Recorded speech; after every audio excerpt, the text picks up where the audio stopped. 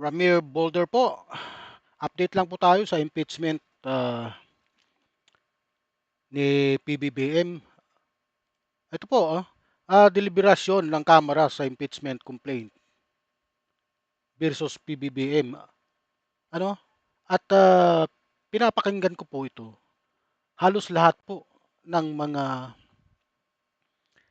mga member ng Committee on Justice ay nagsabing ang impeachment complaint laban kay PBBM ay wala pong basihan. Ano po? Pinapakinggan ko po ang kanilang mga argument. Kaya po ito yung napakahabang argumento, mga mahigit 1 oras ano? At nakita ko sa kanilang mga naratibo na ang impeachment ni Pangulong PBBM ay walang sapat na ebidensya. Ang pinagbatsihan daw ng impeachment ni PBBM ay yung mga haka-haka, ano? Mga balita sa social media. Wala naman silang ipinapresentang matibay na ebidensya. Kagaya nga yung paggamit daw di umano ng cocaine. Puro lang aligasyon, puro lang bintang, puro lang chismis. Meron po akong ibibigay ko po sa inyo yung mga siguro mga 3 congressman na nagsasalita ano upang wag niyo namang sabihing bias ako. Pero ito, pakinggan po ninyong mabuti. Kasi pag ibinigay ko po lahat ng detalye nito ay napakahaba po, mauubos po oras natin. Ito. President Estrada, former President GMA, Pinoy Aquino, and Duterte administration, itinuloy lang po ito ng Pangulo. And lastly, once the unprogrammed appropriations is included and approved in the national budget, President Marcos is not the one implementing it, but the agency concerned like the DPWH. Yun lang po. Thank you, Madam Chair. Ang sabi niya po, yun mga binabanggit nga doon sa mga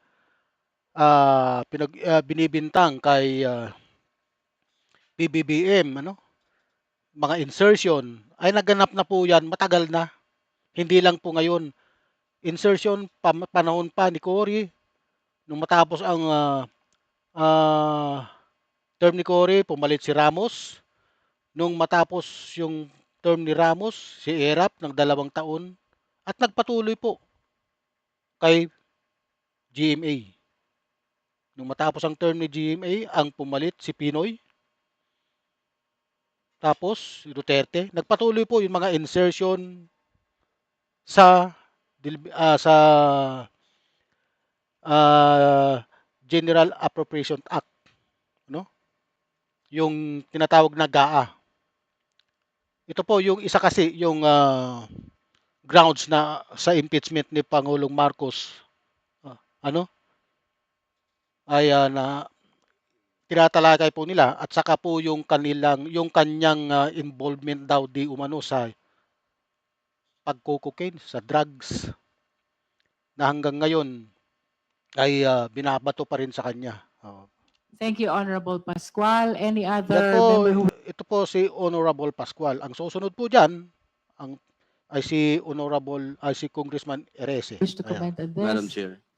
The Honorable Erice, and then Honorable Acosta, and then Honorable De Lima, one after the other. And then Honorable Rodriguez. Honorable Erice, you are recognized. Madam Chair, I think the issue of the 2023, 2024, and 2025 budget and the program appropriations and other items that has been questioned even by the investigation of the Blue Ribbon Committee is a very complicated matter. Sa tingin ko po ay walang personal na kaalaman yung complainant tungkol dito. Kaya po hindi po niya naipresenta ng maayos yung Tama. ang complaint na ito, at sa tingin ko po ay hindi niya maiugnay batayan lamang yung mga Allegation. news articles. Kaya sa tingin ko po ay hindi sapat yung substance ng complaint na ito. Ay, isa pa yan. Hindi sapat daw yung substance ng ang complaint na yan. Kasi nga, yung mga nag-complaint, wala namang nilalagay ng mga ebidensya, puro naman haka-haka. Ang pinagbasihan daw yung newspaper, ang pinagbasihan daw yung aligasyon, ang pinagbasihan daw yung sabi-sabi, chismis. Salamat po. Thank you, Honorable Arice. Next is the Honorable Acosta. Thank you, Madam Chair. Just 2 points. Dalawa na yun, First is on the veto power of the President, Madam Chair, that the power of the President to veto bill or specific items in an appropriations bill under Article 6, Section 27 is a discretionary power, not a mandatory duty. Jurisprudence dictates in that landmark case of Bengzon versus Drilon establishes that the President cannot be compelled to exercise a veto. Therefore, Madam Chair, a failure to veto cannot be a definition or a culpable violation of the Constitution. Second is on the attachment on paragraph 25, on that case of Pimentel et al. Versus House of Representatives, Colmenares versus Executive Secretary, GR numbers 274778, where the Supreme Court declared part of the law unconstitutional, does not automatically mean that the President is culpably violated the Constitution by signing it. If it were the case, Madam Chair, that every president who signed law was later voided would be impeached. There must be proven bad faith, which the complainant fails to allege in this instant, Madam Chair. Thank you po. The manifestation of the Honorable Acosta is noted by the committee. Next is the Honorable De Lima. Thank you, Madam Chair. As to this third Yun, ground, against na naman yung the isa rin. specific ground of failure to veto unprogrammed appropriations and other provisions of the 2023, 2024, and 2026 GAA Oh. as allegedly constituting betrayal of public trust. My view, again, is that these are insufficient, or this ground is insufficient. Narinig po ninyo, insufficient ang ground ng pagpirma ng GAA ng presidente. Kasi binabato sa kanya yung pag-upo nila 2023, 2024, 2025, 2026. Yung 2022, hindi pa po siya doon. Bagamat siya po yung nag-umpisa ng 2022, yung GAA doon ay galing pa po sa Duterte administration. Nag-umpisa ang GAA nila nung 2023 na. Kaya doon binabato ng mga kalaban niya na doon pa raw nag-umpisa ang mga insertion. Bakit hindi daw niya napigilan? Ang insertion po kasi ay hindi lang po nag-umpisa sa administrasyon ni PBBM. Ang insertion po ay nag-umpisa pa nung panahon ng Cory, ng Aquino administration. May insertion na po. At nagpatuloy hanggang dito sa panahon po ni PBBM. Tinatalakay po dyan kung may substance ba. Ito, ang palagay ko, matatapos ito o kaya bukas yung deliberation na ito na mababasura. Dito pa lang, mababasura na yung sa Committee in Justice ay mababasura na yung impeachment. Pagpatuloy natin yung sinasabi ni Representative Laila De Lima. In substance. Again, there are three, I point to. Honorable De Lima, because we do not want to miss your valuable opinion on this, kindly speak closer to the microphone. Thank you, Madam Chair. So this specific ground has again three sub-allegations that I see from the face of the complaint. Number one, PBBM did not veto unprogrammed appropriations. There is lack here of specification of how the alleged omission was committed other than a general averment, and the provision of law or constitution violated in the omission. Number two sub-allegation, PBBM wanted to preserve discretionary control over public funds. It lacks specification of the acts committed and the provision of law or constitution violated. The third sub-allegation, PBBM subverted the power of the purse and violated the Constitution when he did not vote. This is a conclusion of law and not a factual allegation. So all of these allegations under this third ground fail to establish the nexus between the alleged failure to veto and program appropriations and betrayal of public trust. This ground does not go further than argue that because PBBM did not veto and program appropriations, therefore he betrayed the public trust. Well, we know that with respect to the general ground of betrayal of public trust, there is much leeway because this is supposed to be a catch-all provision like a culpable violation. Ito po ang nagugustuhan ko kay Laila de Lima kahit na against ako sa mga babaeng maging presidente. Ayoko talaga sa babaeng presidente. Gusto ko lalaki. Pero yun talaga ang aking pananaw. Pero sa mga ganitong pagkakataon, dito ko siya hinahangaan kasi hindi siya bias. Marunong siyang magtimbang. Hindi po yan maka-Marcos. Kasi mga dilawan po yan. Pero bakit?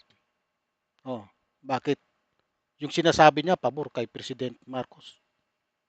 Ito, pakinggan niyo ulit. The Constitution, unlike the others like treason, graft and corruption, and bribery. But it cannot possibly conceive or cover all imaginable or all conceivable acts of wrongdoing or failure of judgment.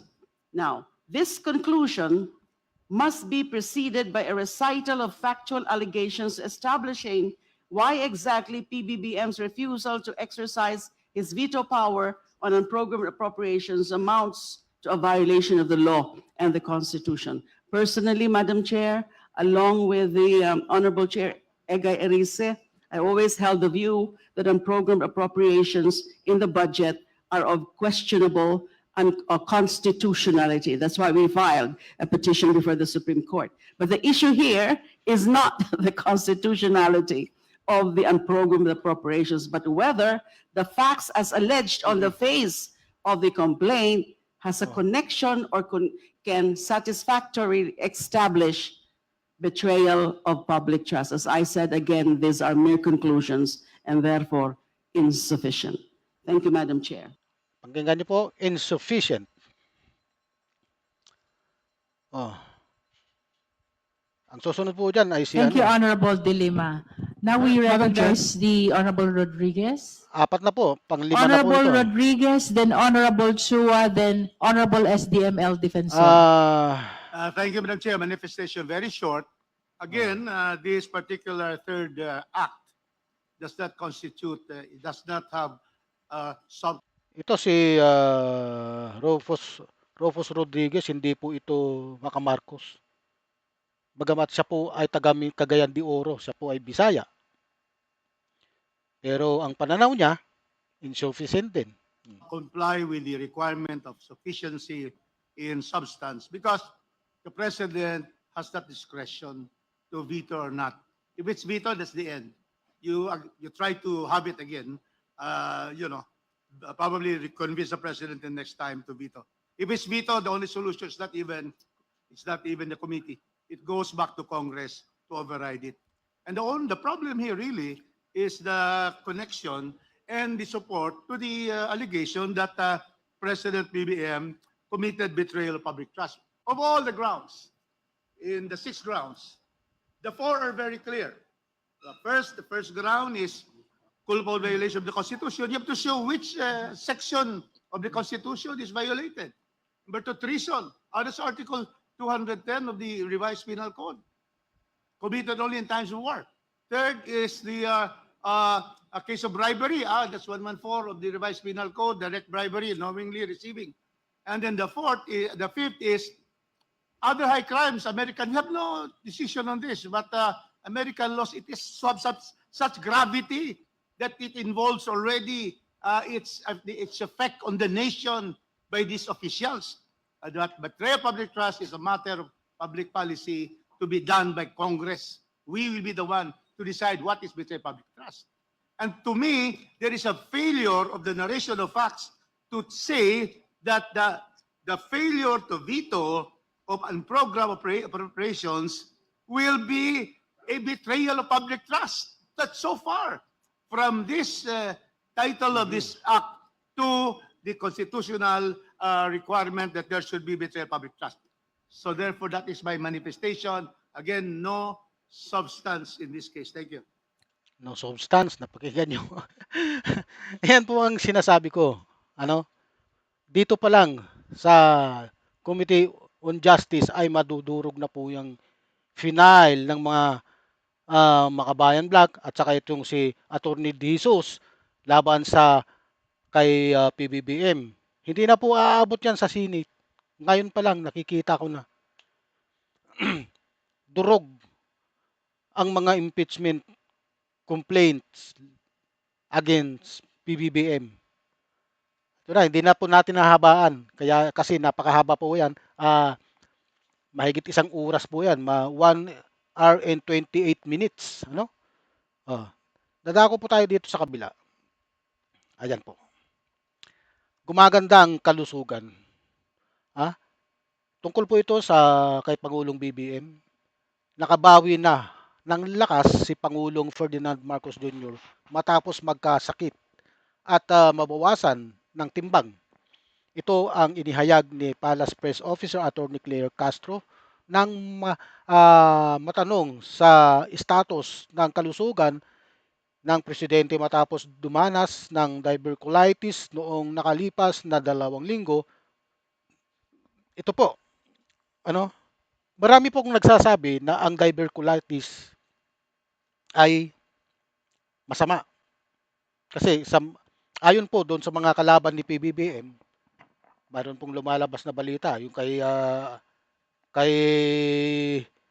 yung tomboy na lawyer na si Guanzon, sabi po niya, narinig ko yun sa sa X na iba talaga yung sinasabi niya tungkol sa diverculitis daw ni PBBM, na malala daw, uoperahan daw siya. Kapag inoperahan daw yung diverculitis niya, general anesthesia raw yung gagamitin. Kaya maaring malala. Kaya sinasabi niya, once na nangyari yun, ang papalit daw si Sara. Kasi makasara siya eh. Wala na tayong magagawa ron. Yun po ang gusto nila eh. Yun po ang pananaw niya.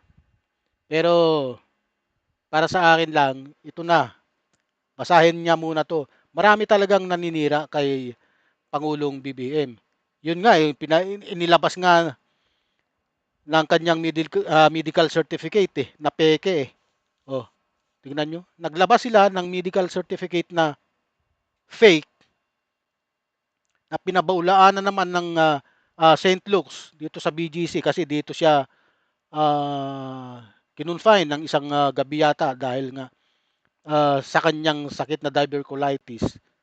Pinabulaanan yon ng St. Luke's, ang pamunan ng St. Luke's. Ngayon, ang St. Luke's gumawa ng hakbang. Ididimanda niya ngayon yung mga taong nagpapakalat ng mga maling impormasyon. Yung peking medical certificate.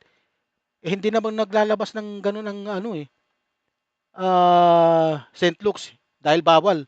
Ang patakaran dyan sa St. Luke's, walang sinumang maglalabas. Ang tanging may karapatan lang maglabas ng kanilang ang medical record ay yung pasyente. Si BBM lang. Kasi sa kanya ibibigay yung medical certificate, karapatan niya kung ilabas niya o hindi.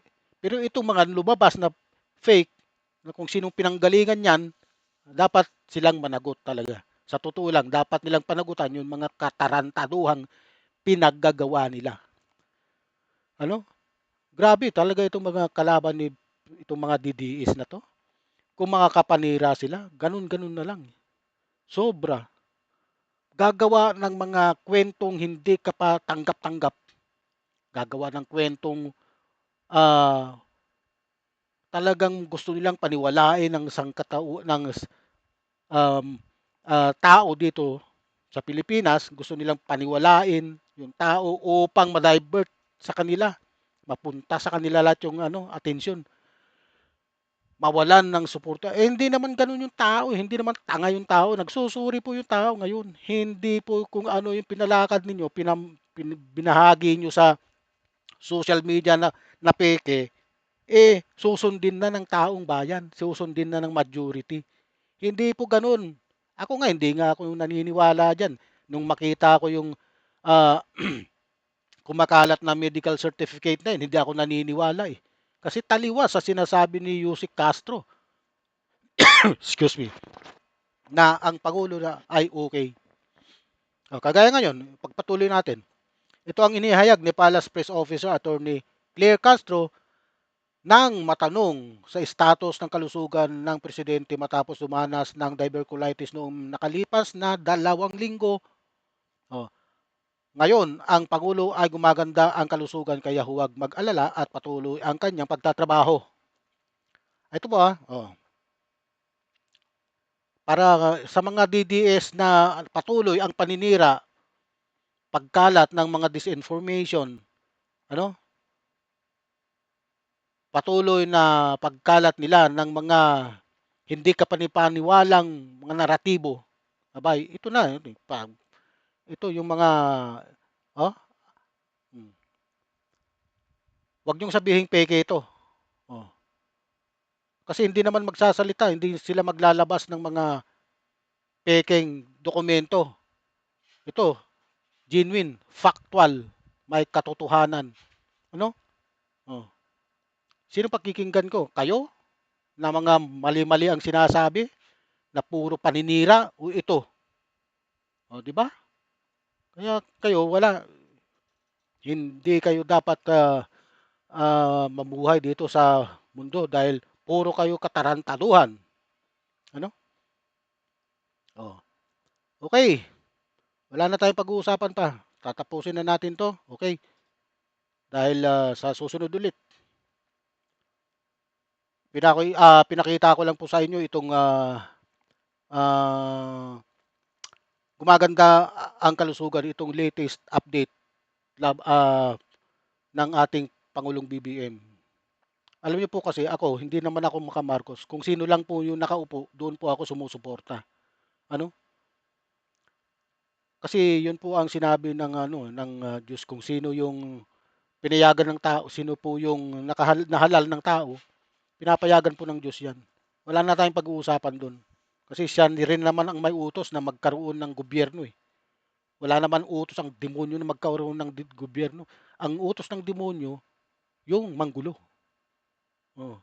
Kaya yung ginagawa ng mga DDS na yan, ng gugulo, sila nasa side sila ng mga demonyo. No? Okay. Ramir Boulder po.